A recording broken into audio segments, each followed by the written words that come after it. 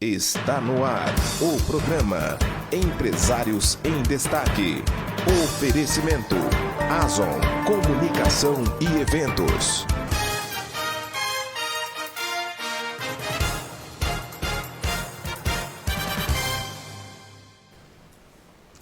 Olá, seja muito bem-vindo aqui ao programa Empresários em Destaque, um programa produzido pelo Grupo Brasil de Comunicação.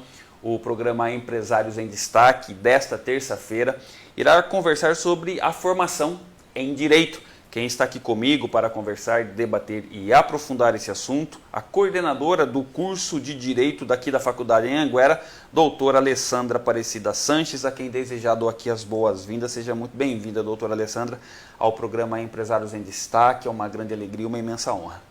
Muito obrigado, Anderson, muito obrigado pelo convite, muito obrigado pela oportunidade. É uma grande honra e uma grande responsabilidade estar aqui representando não só a faculdade em Anhanguera, como também todos os operadores do direito. Ah, que legal, eu fico muito feliz. E graças a Deus, assim, esse é um programa que, pelo nosso trabalho, né, por toda semana, toda terça-feira, trazer pessoas que realmente têm o que contribuir. É um programa realmente que conquistou assim o seu espaço aqui na nossa cidade, eu diria até aqui na nossa região, o que me orgulha muito. Mas falando sobre a questão da formação, professora, dos operadores do direito, queria que a professora fizesse uma fala, abrindo esse nosso debate, sobre as perspectivas, como é que a professora, na condição de coordenadora de um curso, analisa e enxerga essa questão. Primeiro passo para você iniciar é iniciando no vestibular, você poder ingressar dentro da faculdade. Na faculdade, você vai ter um leque de matérias que vão auxiliar na formação de um operador do direito. Quando a gente fala em operador do direito, por causa que quando ele conclui o curso, ele vai ser um bacharel. Dentro do bacharel do direito, existe um leque muito grande. Primeiramente, há um equívoco das pessoas acharem que todo bacharel em direito, obrigatoriamente, ele tem que ser um advogado. Isso é uma das opções que ele pode. Então, ele pode, se formou em direito, ele pode prestar o exame da OAB. Primeiro, deixa eu abrir um parênteses, não só se formou. A partir do 9º semestre que você tem dentro do curso de direito, ainda realizando o curso, a OAB te permite que você se inscreva e participe do exame da OAB. Então, você não precisa necessariamente ter concluído. Já existe essa possibilidade. Mas, além disso, ele pode atuar também, prestar concurso público, como um analista, como um técnico, que são cursos técnico da Justiça Federal, técnico da Receita Federal, um analista da Justiça Federal, um analista da Receita Federal. São cursos que eles exigem de você uma graduação. E a graduação de Direito vai te dar uma especialização melhor para você poder atuar nessa área. Dentro da carreira jurídica, o que é a carreira jurídica? A carreira jurídica são concursos ou mesmo são áreas que você somente pode atuar se você for um bacharel de direito, ou seja, se você fez uma faculdade de direito. Então aí a gente vai ter a carreira do advogado, a carreira de delegado, a carreira de promotor, da promotoria, que dentro da promotoria a gente vai ter o Ministério Público do Trabalho, o Ministério Público Estadual, o Ministério Público Federal, a Procuradoria, a Advocacia Geral da União. Todos eles estão dentro do Ministério Público. Eu tenho também a possibilidade da magistratura, que dentro da magistratura eu vou ter uma carreira onde eu inicio como juiz, de juiz eu posso ser promovido para desembargador, do desembargador eu posso ser promovido para ministro, seja do Superior Tribunal de Justiça ou até mesmo chegar ao ministro do STF. Que então é uma carreira que você tem. Então, mas junto aos ministros tanto do STJ quanto do STF, essa carreira ela é vinculada especificamente para os operadores de direito. Então, eu tenho o pontapé inicial, o primeiro degrauzinho que todos esses profissionais tiveram, foi que um dia eles estiveram dentro do banco de uma faculdade de direito.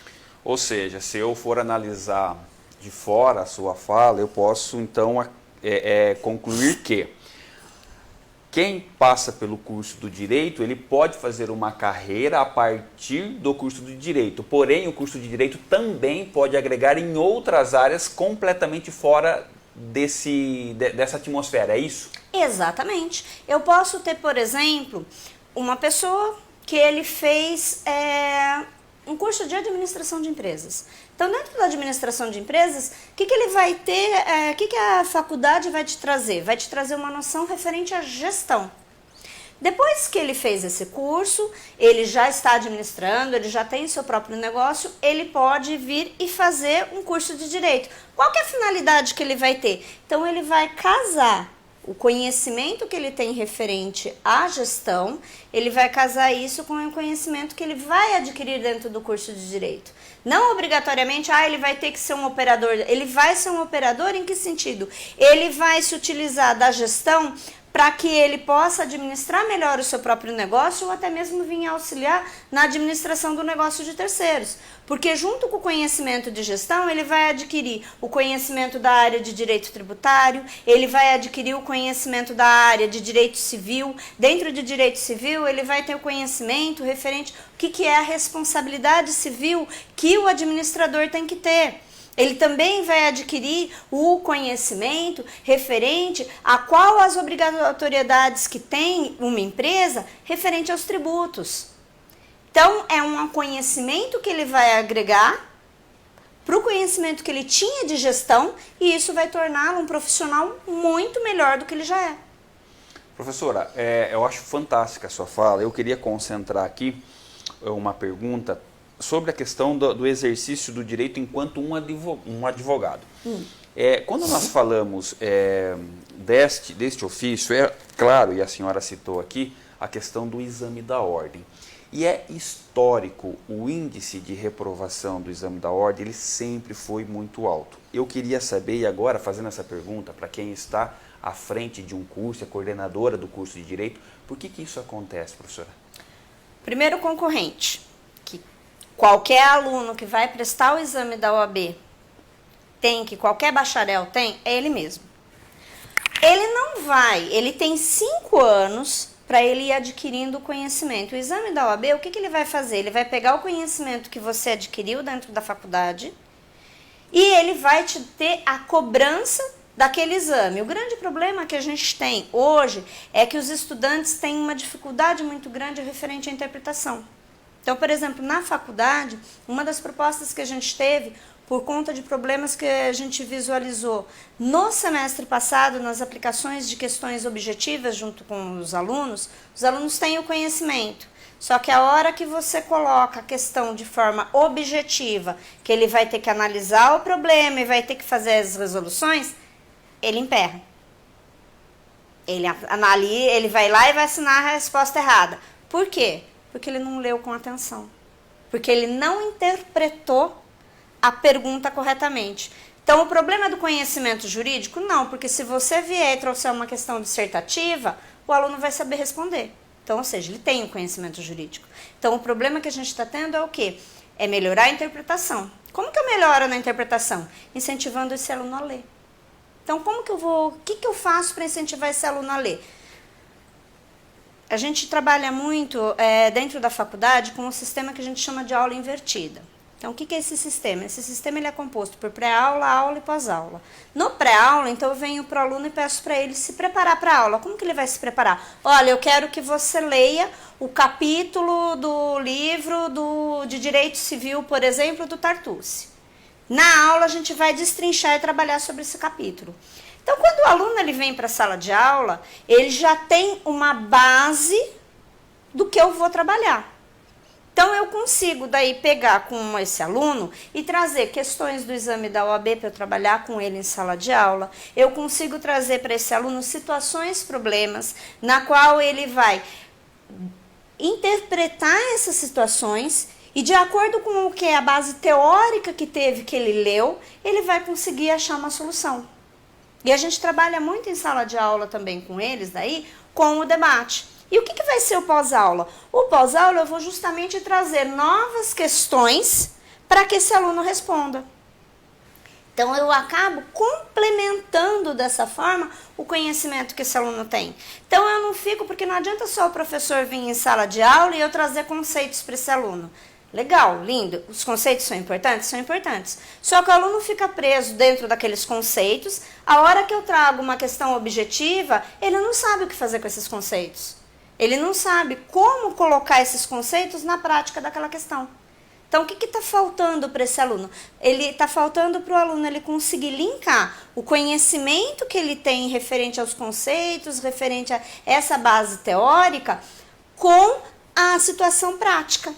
Então, é isso que a gente traz de proposta para trabalhar com eles em sala de aula. Vou tentar sintetizar o que você disse aqui. Na sua fala, a resolução desse problema, no sentido de diminuir esse índice de reprovação, é fazer com que as universidades tenham um exercício de planejamento e interpretação de texto. Exato. Porque a grande diferença, a grande dificuldade que eu vejo dos alunos não é entender os conceitos, e sim é conseguir interpretá-los. Então, a hora que você passa o conceito, o aluno sabe o conceito. A hora que você dá a situação, problema para ele, a hora que você dá a questão, o aluno empaca, ele não consegue interpretar aquela questão. Então, o que está faltando para ele? Está faltando para ele interpretar.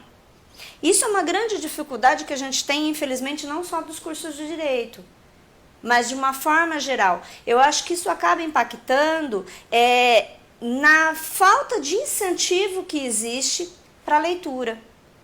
A leitura, aqui eu não me refiro somente à leitura jurídica. Sim. Eu me refiro à leitura de uma forma geral. Por quê? Porque a leitura ela vai te ser útil para ampliar seu vocabulário, para facilitar a sua escrita, para proporcionar que você consiga, justamente a hora que eu te dou uma questão, você consiga ler e interpretá-la, por causa do vasto vocabulário que você tem. Então, a leitura te possibilita isso. Então, o que eu vejo que falta para os nossos jovens de uma maneira geral é que se amplie a necessidade e o gosto pela leitura. Agora, aproveitando esse gancho, né, essa proposta reflexiva que a professora coloca no sentido de estimular a leitura, qual eu acho que assim, a contribuição efetiva de textos pautados no conhecimento filosófico para o direito? Essencial. Porque o conhecimento filosófico ele vai te dar uma posição crítica. Porque o que é você ter uma posição crítica? É você ter uma posição argumentativa. No direito, eu costumo brincar com os alunos que o direito, tudo existe uma lógica. A lógica matemática, 2 mais 2 vai ser igual a 4. Na lógica do direito, nem sempre 2 mais 2 vai ser igual a 4. Depende. Do que eu estou tratando? Eu estou tratando de família, eu estou tratando de pessoas? Quais são os conceitos que eu estou tratando? Então, isso está dentro da lógica jurídica. Dentro de uma lógica jurídica, eu posso chegar a 2 mais 2 ser igual a 20. Ou ser igual a 8. Por quê? Porque eu vou tratar isso dentro de uma lógica jurídica. E dentro do direito, o que eu falo para os alunos é que você vai criando uma teia, como se fosse uma teia de aranha. Então, eu vou começar lá no primeiro semestre, então eu vou aprender sobre os fundamentos históricos, sobre quando que surgiu o direito. Para que eu tenho que aprender quando surgiu o direito? Porque ele faz parte da civilização. Porque a hora que eu consigo entender que o direito ele faz parte da criação da nossa civilização, que o direito ele nada mais é do que uma resposta da evolução da sociedade, eu consigo entender por que eu preciso de leis. Eu consigo entender por que eu preciso de um sistema judiciário.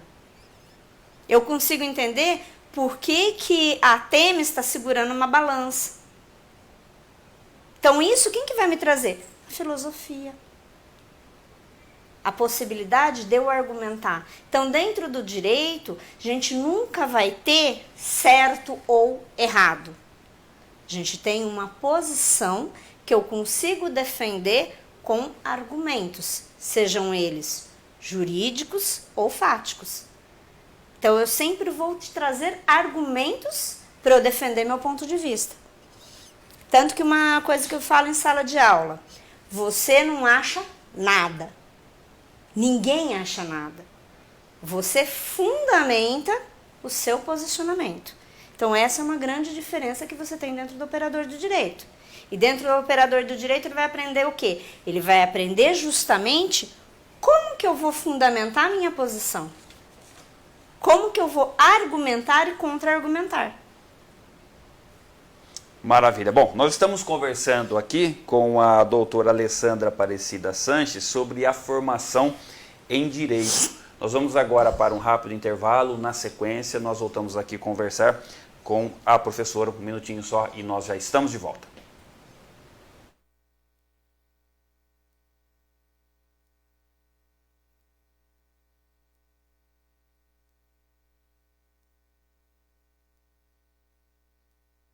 Informação com credibilidade. Uma média de 12 mil usuários ativos por dia. Portal SB Notícias. Você muito bem informado com as notícias de Santa Bárbara e região. Cada mulher é única, especial e assim também são as nossas peças. Trabalhamos com o que há de melhor no mercado de semijoias, oferecendo qualidade e beleza simultaneamente. Além de exclusivas, nossas peças têm garantia de fábrica, tanto no banho quanto no cravejamento. E você ainda conta com assessoria especializada na escolha das peças com a consultora de imagem Paula Astolfi. Conheça a nossa coleção, entre em contato pelo WhatsApp 19 995 30 7395 e não deixe de conferir todas as novidades através das nossas redes sociais, @Autoria Semijoias.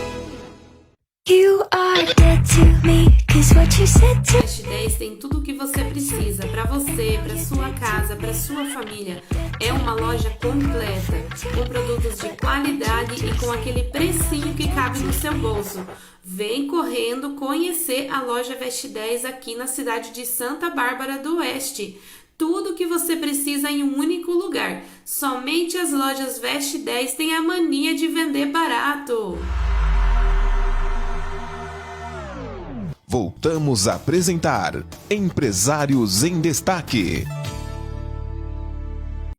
Estamos de volta aqui com o programa Empresários em Destaque, que nesta terça-feira conversa sobre a formação em Direito. Quem está aqui comigo conversando, debatendo e aprofundando esse assunto, doutora Alessandra Aparecida Sanches, que é a coordenadora do curso de Direito da Faculdade Anhanguera aqui de Santa Bárbara do Oeste. Professora, eu queria conversar um pouco com a senhora sobre uma questão que eu acho que é muito atual, né? Um relacionamento de 3 elementos e que tem hoje, de alguma forma, pautado a agenda da opinião pública, que é o relacionamento entre a magistratura, o poder político e a imprensa. Qual a avaliação da professora desse relacionamento na atualidade? Em primeiro lugar, eu acho que é necessário a gente entender muitas pessoas que a gente vê de comentários em redes sociais, críticas que se faz à magistratura, como se simplesmente, seja o Supremo Tribunal Federal ou o juiz de direito, ele acordou, hoje eu estou com vontade de mandar prender alguém, ou eu estou com vontade de mandar bloquear os bens de alguém. Até porque não pode fazer isso, né? Exato, não é bem assim que o negócio funciona. O juiz, ele sempre, quando eu me refiro ao juiz, eu estou me falando, a gente tem diversas esferas dentro do judiciário. Então, a gente tem o juiz singular, que é aquele que vai julgar o processo em primeira instância. Depois, no caso de recursos, o processo ele vai para o Tribunal de Justiça, depois ele pode seguir para o Superior Tribunal de Justiça ou para o Supremo Tribunal Federal. Então, para que o juiz possa se manifestar, o juiz, o desembargador ou o ministro, há necessidade de existir um processo. Então, eu tenho, para que exista o processo, eu tenho uma parte que ela ingressou por meio de um advogado, ela ingressou com uma ação judicial pedindo que o judiciário se manifeste sobre o pleito dela, sobre o pedido dela. Então, quando o STF, por exemplo, ele foi se manifestar sobre a cobrança ou não do ICMS, não foi que ele resolveu se manifestar, foi que existia uma ação que foi promovida e essa ação discutia sobre a cobrança do ICMS. Então, ele tem que analisar essa posição e dar um parecer, e dar o seu posicionamento, e julgar, e decidir sobre aquele pleito. Então, primeiro, quem cria as teses não é o STF. Quem cria as teses são os advogados. Porque o advogado, ele traz uma proposta dentro da sua petição inicial. Ele estrutura, ele argumenta, ele vai em busca, seja de conhecimentos que ele tenha da doutrina, da jurisprudência, da legislação, às vezes até mesmo ele traz conhecimento e informações de legislação esparsa, que são aplicados em outros países. E que essa aplicação em outros países pode vir a ser aplicada dentro do nosso país. Em que pese nós não termos ainda uma legislação aplicada ao caso. Então, ele vai, com essa proposta, levar o seu processo para que o juiz analise, julgue e decida. Então, o juiz, ele nunca decide sozinho. Ele resolve decidir. Não, ele foi provocado. Ele teve um processo que chegou na mão dele e, por conta desse processo, é que ele tomou uma decisão e dessa decisão, às vezes, sempre vai ter alguém que vai ser vitorioso e alguém que vai perder. E alguém vai acabar saindo insatisfeito por conta disso. Então, eu acho que muitas vezes, desculpe, mas a imprensa, ela peca muitas vezes demoniando o judiciário. Como se o judiciário fosse o vilão. Como se ele tivesse uma caneta poderosa e com aquela caneta, então, ele vai direcionar para quem que eu vou apontar agora. Não é bem assim que funciona. Então, o judiciário, ele tem a função, o equilíbrio, como eu falei no bloco anterior, da balança. Qual que é a função dele? É trazer equilíbrio para a balança. Então, ele deve julgar e analisar. Primeiro, o judiciário, ele deve deter as informações que ele recebeu dentro do processo. Tanto que, se o juiz tiver alguma dúvida, alguma coisa, ele pode oficiar para outras partes que muitas vezes nem estão dentro do processo, pedindo para trazer maiores informações para que ele possa ter uma decisão mais coesa, mais coerente. Racional, né? Exato. Então, não é que o juiz, ele resolve. Não, ele não resolve, ele foi provocado. A decisão dele é uma resposta à provocação que ele recebeu. E não quer dizer a decisão daquele juiz, ela está correta. Lembra que eu comentei no bloco passado? No direito não existe certo ou errado. Existe o quê? O argumento que eu trouxe e que esse argumento que eu trouxe convenceu o juiz de que eu estou correto. Então, eu trouxe... Um processo judicial, ele é composto por fatos. Então, o que são os fatos? Eu consigo demonstrar que aquelas situações, elas ocorreram, seja por meio de testemunha, seja por meio de documentos. Então, eu vou levar isso para o juiz. E, além desses fatos, eu vou trazer o quê? Eu vou trazer a legislação, eu vou trazer a interpretação que se tem referente àquela legislação, que ela... em conjunto com os fatos que eu apresentei por meio das provas, demonstram que seja o autor ou seja o réu dentro do processo, qual que é que tem a razão no que ele está defendendo, nos argumentos que eles estão defendendo. Então, não é o juiz decide sozinho, o juiz foi provocado e, dependendo dos argumentos que foram trazidos pelas partes, é que ele vai tomar uma decisão. Agora, como que a senhora imagina que este relacionamento, magistratura, poder político e imprensa, neste momento de eleição, como é que a professora avalia isso? Eu acho que o principal papel que nós temos hoje do Tribunal Superior Eleitoral, que é o TSE, que é o órgão principal que nós vamos ter, que deve ter como primazia que nós tenhamos uma eleição tranquila. Então, o que é a tranquilidade dentro da eleição? Eu permitir que as partes possam apresentar suas teses, possam apresentar os seus argumentos, possam apresentar os seus contra-argumentos e, principalmente, o mais importante, se respeitarem. Sim. Que eu acho que um problema que nós temos hoje na nossa sociedade é a falta de respeito. Então, eu acho que porque eu tenho uma posição, eu tenho um conhecimento, eu tenho uma informação, eu não admito e eu não aceito ser contrariado. Nós vivemos dentro de uma democracia. A democracia, justamente, o berço dela é o quê? É o poder te contra-argumentar, é o poder te questionar. Isso não quer dizer que eu estou certa ou estou errada, simplesmente isso quer dizer o quê? Que eu tenho uma posição diferente da sua. Então, eu acho que o papel do TSE hoje é ele respeitar e ele fiscalizar para que nós tenhamos uma eleição que ela seja transparente no sentido de que todos possam ter acesso e conhecimento e informação de como estão ocorrendo os trâmites eleitorais, possam ter, tanto que pela publicidade, que é um dos princípios que rege o processo eleitoral, nós estamos agora na fase dos candidatos apresentarem as declarações de seus bens, de seu patrimônio, e isso é público. Qual que é a finalidade disso? Justamente demonstrar para a população qual que é a situação financeira que essa pessoa encontra. E não que ela vai se valer do seu cargo político para um enriquecimento. Não que ele não possa ter um rendimento, não é essa visão, mas é diferente de você ter um empresário que ele assume um cargo num valor e ele vai ter um enriquecimento totalmente desproporcional e indevido referente à remuneração que ele tem. Então essa é a principal finalidade que a gente tem nessa fase que nos encontramos do processo eleitoral. Maravilha. Bom, eu quero aproveitar a sua presença aqui e também conversar um pouquinho sobre uma questão que a gente vê que sempre volta à tona a ser discutida, que é a questão da reforma trabalhista, né, direito trabalhista, e alguns falam até em revogar a reforma trabalhista. Eu queria que a professora, no tempo que a gente tem, apresentasse ao menos um panorama e o que a professora pensa em relação a isso.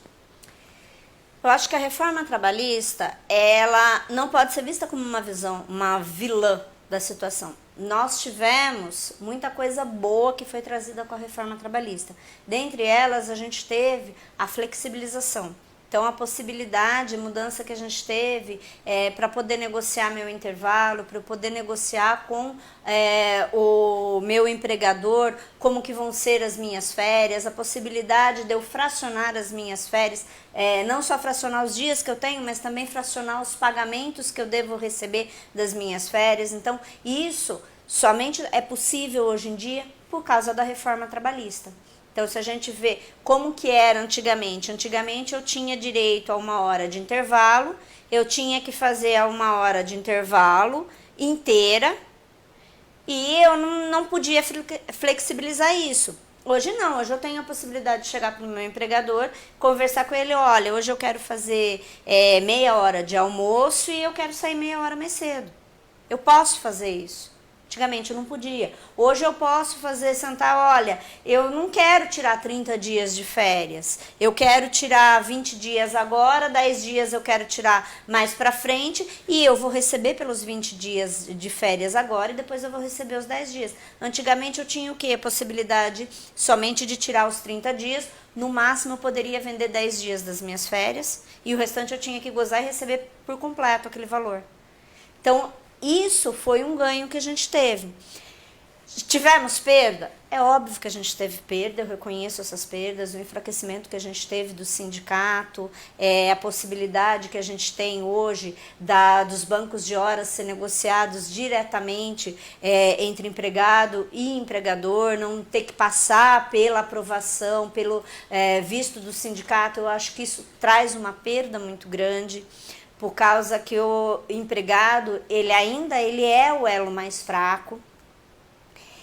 Por isso ele pela Justiça do Trabalho, considerado insuficiente, no sentido de que ele não tem o mesmo respaldo, mesmo conhecimento e a mesma força numa briga com o seu empregador. Então, eu acho que isso a gente teve como prejuízo. Mas eu acho que a gente não deve, quando a gente visualiza uma legislação, ou mesmo visualiza uma situação. Eu sou muito poliana nesse sentido. Eu acho que a gente tem que ver o que ela trouxe de bom. E eu acho que o que ela trouxe de ruim, o que ela trouxe que acabou sendo um retrocesso, eu acho que cabe aos operadores do direito defenderem pelos princípios, pela base da nossa Constituição e buscarem uma equidade.